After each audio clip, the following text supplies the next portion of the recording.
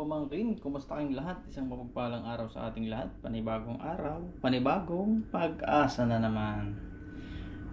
For today's ulam serye, mag-chicken adobo. Yun. Gusto ko sana yung native na chicken kaso wala akong makita. Ang hirap dito ng native na chicken dito sa Dubai. Kaya bumili na lang ako ng yung medyo maliit na 45 days. Tapos medyo maliliit ang gayat. Yan. Parang native na rin siguro yan. So ito aking lalahok. Siyempre hindi mawawala ang nilagang itlog. Lagyan ko ng konting patatas, sibuyas, bawang, luya at bay leaves. Flex ko nga pala yung aking bagong kawali. Ayan. Kasahod na kasi ako sa YouTube kaya nakabili na ako ng isang bagong kawali sa all. So start na. Gisa-gisa na. Olive oil.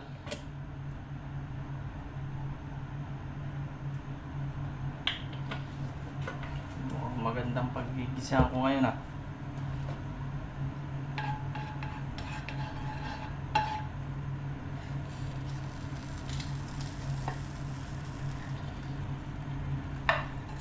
Dito tayo, sabayan ulit.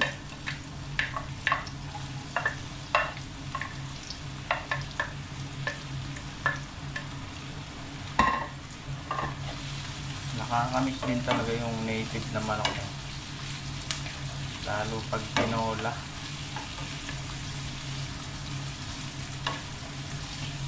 Pag nagbabakasyon lang nakakatikim ng tinola. Meron akong nabibilhan kaso madalang, pabilisan lang talaga kung sinong mauna siya makakabili.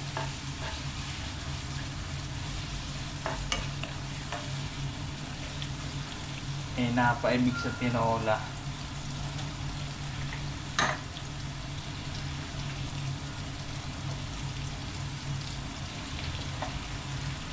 Bili na lang kahit normal na chicken, hindi yung tinola.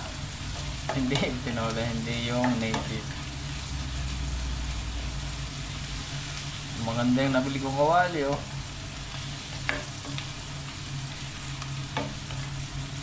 Iba pag nakakasahod na rin kahit pa paano, nakakabili ng kawali.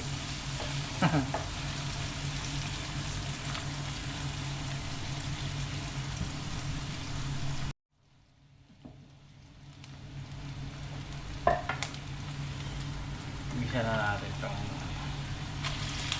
700 grams lang ito. Wala pang 1 kilo ito.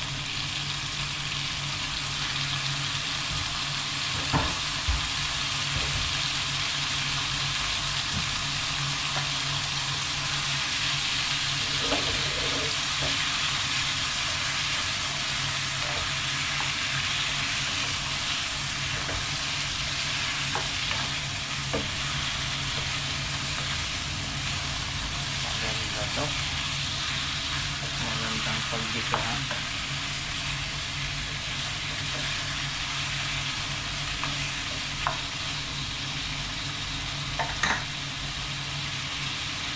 Subukan mo na.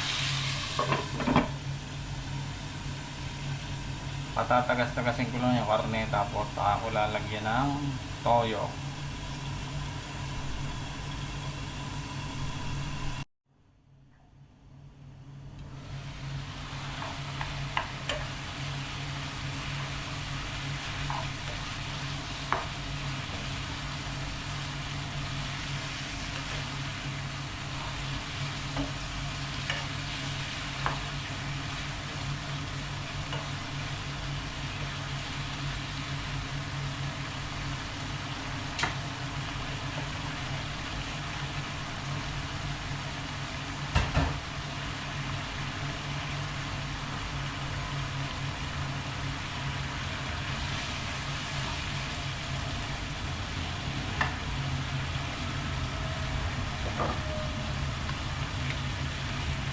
Toyo.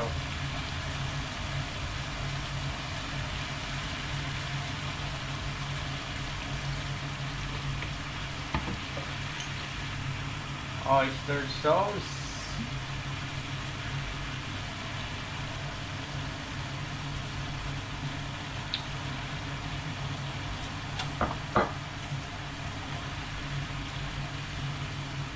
Dahon ng laurel.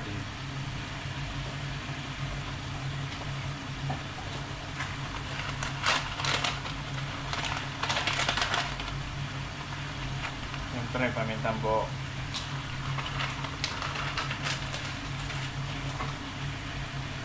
Pamintang durog.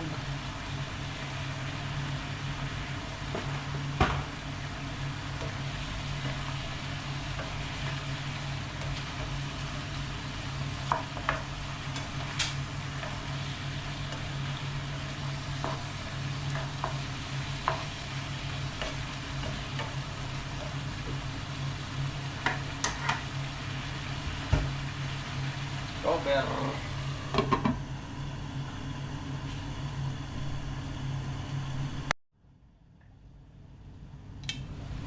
Uy.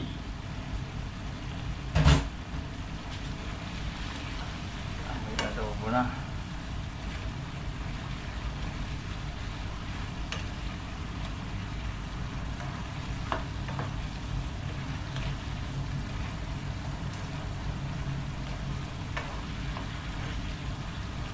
Pag ako'y nag-aadobo, hindi mapula. Kailangan siguro sunugin. Okay. Lambot-lambot na yan. Pwede ko nang ilak. Sabay sa lambot pa. Patatas. Pantlong, pampakirot. Hindi ko dinurog at baka sumobra naman ang anghang.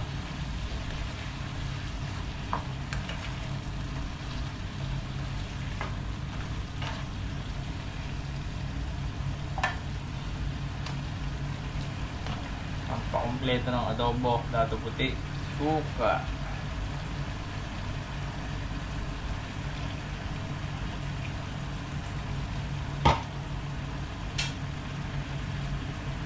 Tape. Alright. Uy.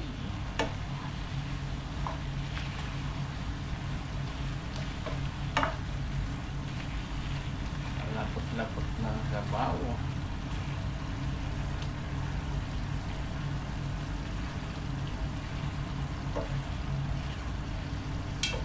Ano ko yung lasa? Tingin.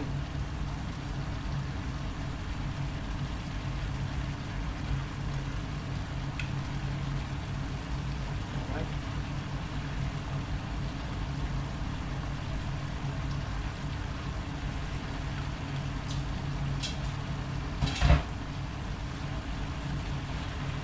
Sarap na.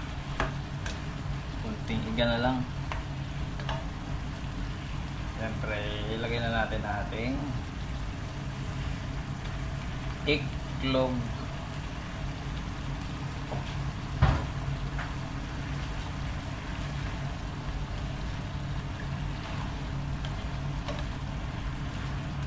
Ewan ko lang kung malambot na ang patatas.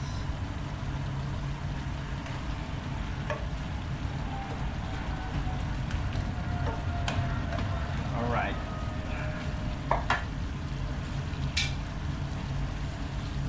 Five minutes. Goods na yan.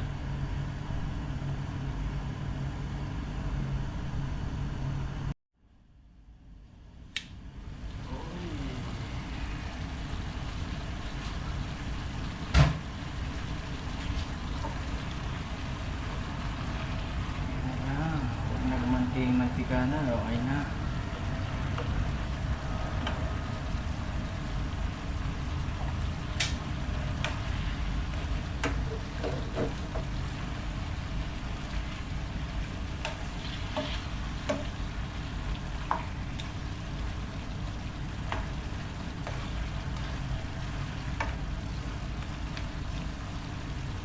Yan lang natin nakabukas para maigay ng konti pa.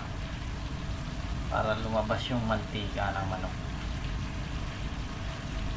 Pero hindi ano yan, hindi masyadong magmamantika ng madami kasi nga pag ako'y bumibili ng manok dito, pinatatanggal ko na yung balat niya. Kasi yun yung mas maraming mantika. So, alam niyo naman pag medyo na edad na, babawas-bawas sa mga mantika na kinakain. Kaya pag nabili ako ng manok dito, remove skin.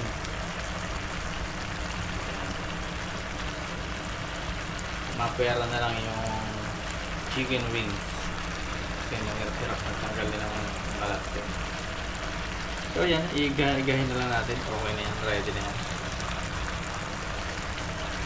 Handa na naman ang bahaw. Pati yung mainit na kanin, sigurado yari na. Ito na yung sinasabi ko, magmamanti-mantika na.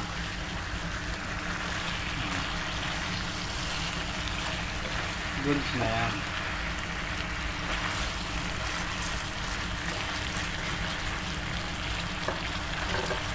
Pwede na yan.